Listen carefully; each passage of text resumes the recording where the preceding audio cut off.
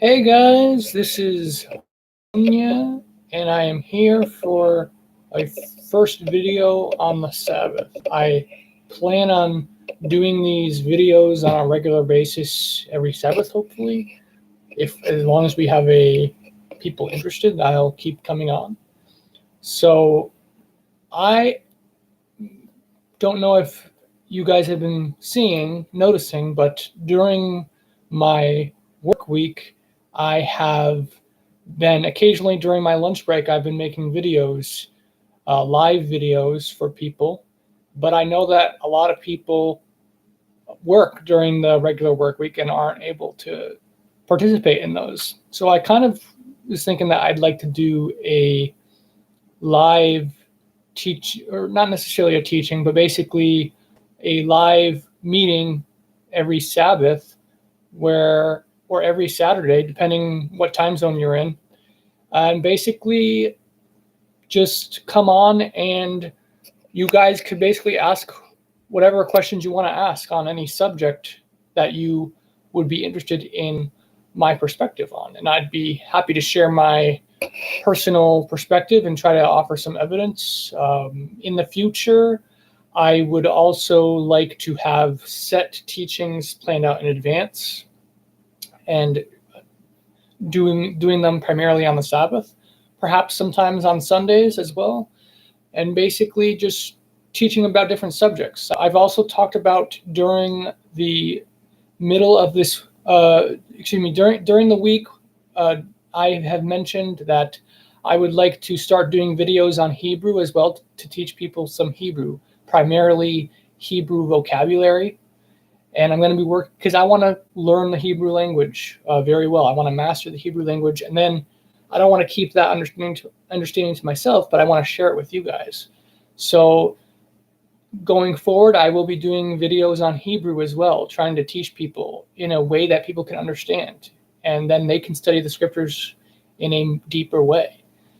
But yeah, so if you guys have any questions about any subject on the scriptures or related topics, please feel free to ask here in the live chat section, and I will see whatever you guys have, and then I will try to answer them to the best of my abilities.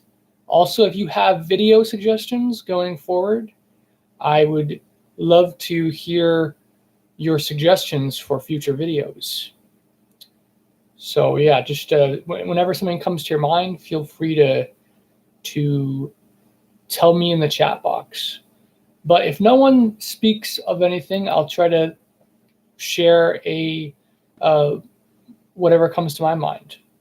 So I have mentioned in my weekly videos, so the question is, have I considered attending an Ethiopian Orthodox church? So in my YouTube channel, I believe the Ethiopian Orthodox Church is the closest group to the faith of the apostles. And so the problem is that there's so few Ethiopian Orthodox churches in where most people live. You'll find the most, of course, in Ethiopia. And you may find, I'm not sure how many, but you may find a lot of Ethiopian Orthodox churches in the land of Israel. And I am also open to the possibility of moving to Israel someday because of how important Israel is to the world. But for now, I plan on staying in America, where I live. And unfortunately, for the Ethiopian Orthodox churches, there are so few in North America, in America, the USA. There's so few. In the state where I live, New York State, I believe there's 3 Ethiopian Orthodox churches, and they're all in the New York City area.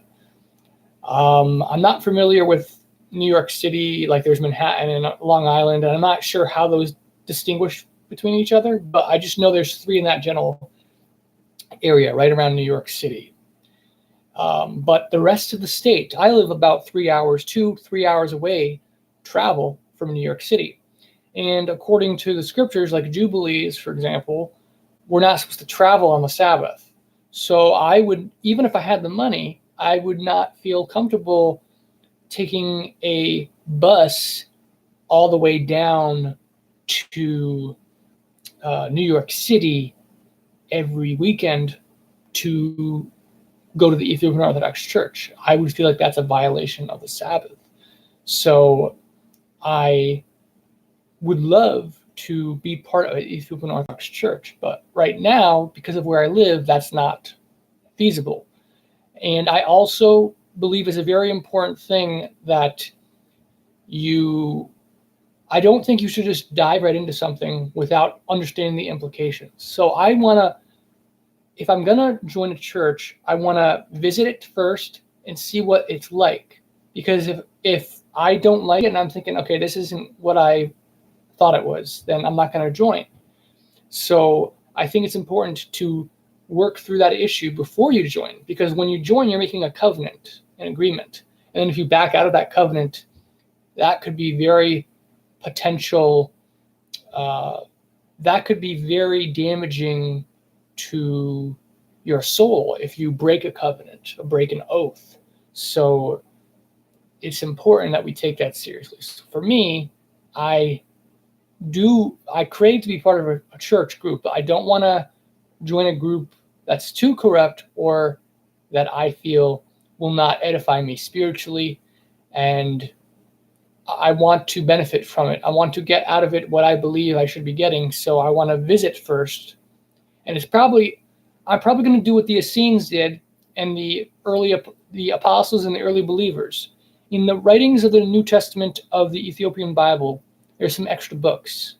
In those extra books, the apostles say that new converts are to undergo training for 3 years before they join the church and become baptized. They say, however, that if the leaders of the church deem that those people don't need that long, and that, okay, see, these people, they are really eager to join the church, they're very full of faith, and they're ready, then they can come right in. They don't need the 3 years according to the apostles' writings.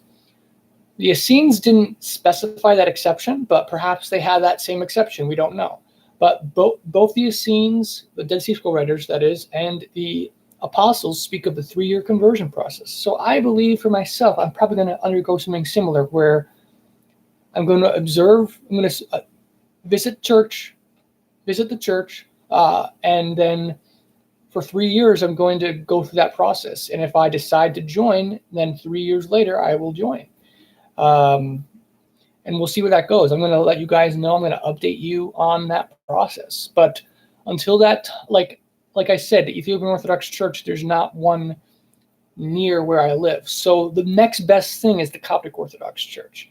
And just so you guys know a little bit of the history, the Ethiopian Orthodox Church about less than 100 years ago, they were part of the Coptic Orthodox Church. And it was only because of the Coptic Orthodox Church saying, okay, Ethiopian Orthodox or Ethiopians, part of our church, we will give you autonomy. We will give you your own church group.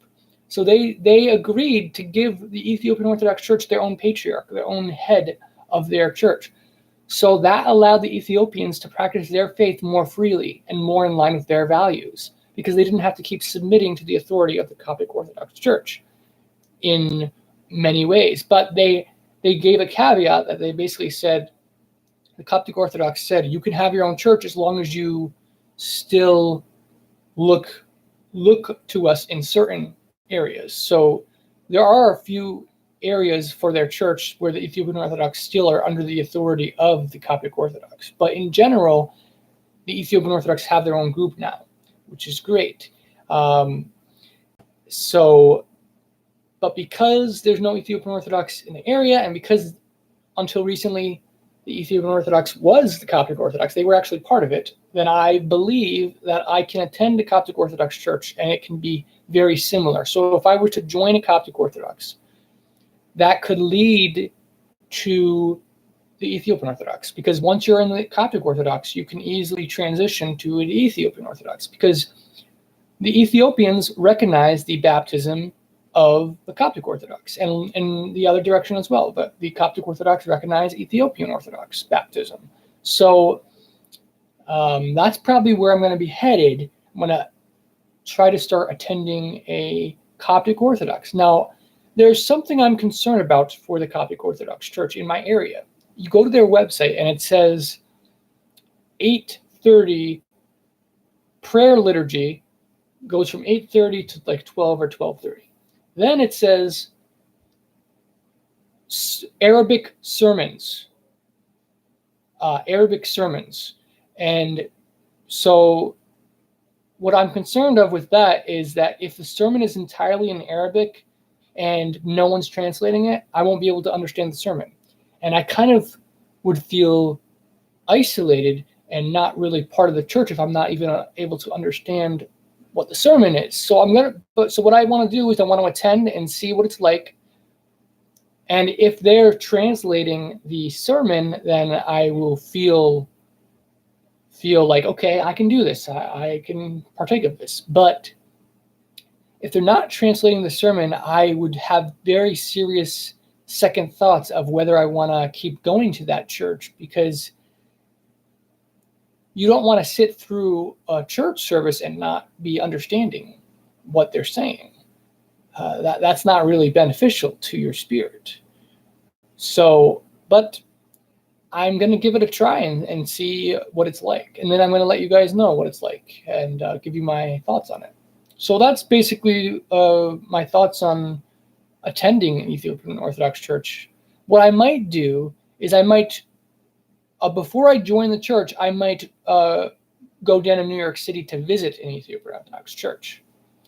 So I'm going to answer Eli's question here.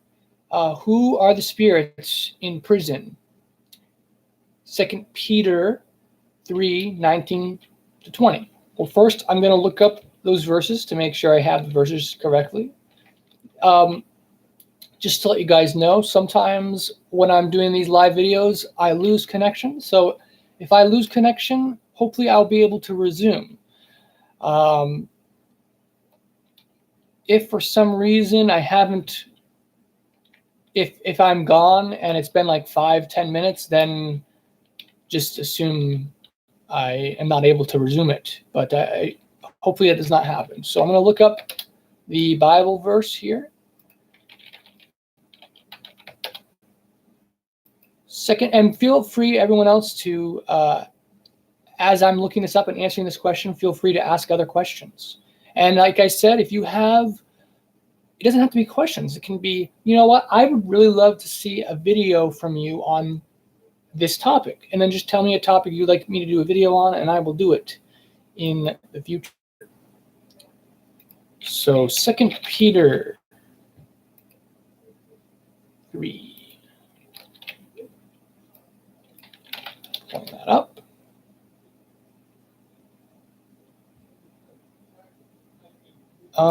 Okay, I think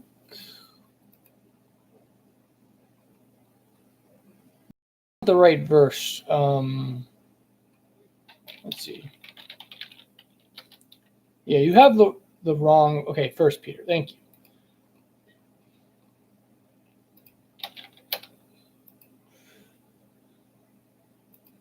All right, so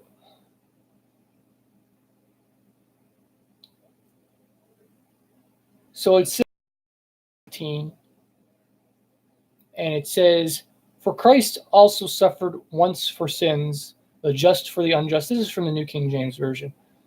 "That he might bring us to God, being put to death in the flesh, but made alive by the Spirit, by whom also he went and preached to the spirits in prison, who formerly were disobedient, when once the divine long-suffering waited in the days of Noah, while the ark was being prepared, in which a few, that is, 8 souls, were saved through water." So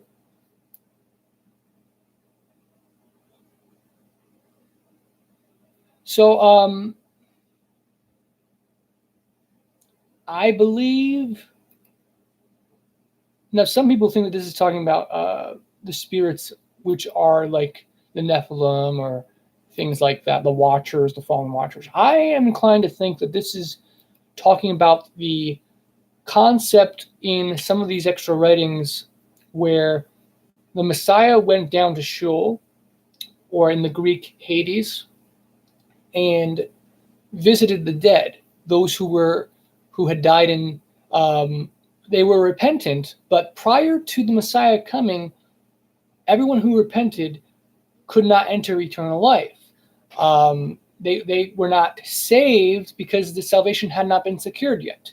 So, for example, David, when David committed his sins, well, when David died, he was left in Sheol, and he was waiting for the day of salvation because the Messiah hadn't atoned for people yet. And then when the Messiah came and died on the cross, he completed the atonement process. And so then he went to Sheol, that's where everyone who died goes to Sheol. That is also spoken of in the book of Enoch. In the book of Enoch, we are told that when you die, there's different compartments for the dead. There's the section for the wicked, like the really wicked. Then there's a section for, I believe there's 4 sections. One is for the pure. One is for I believe it's the repentant righteous. So basically those who were sinners but became repentant and became righteous.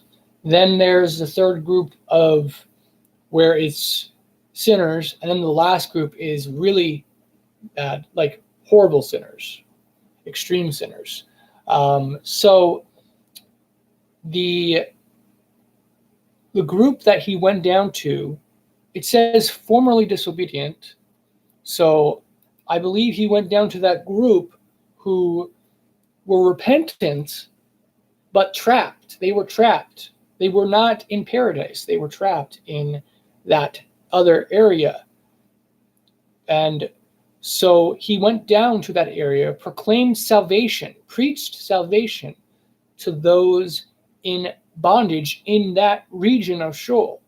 So he freed them and transferred them to paradise. Now, I believe what first happened before they went to paradise, he actually resurrected them as a testimony. So he resurrected them. This is actually spoken of in some of the Apocrypha, like the Gospel of Nicodemus, also known as the Acts of Pilate. They came up. The New Testament speaks of how there was a resurrection of other people.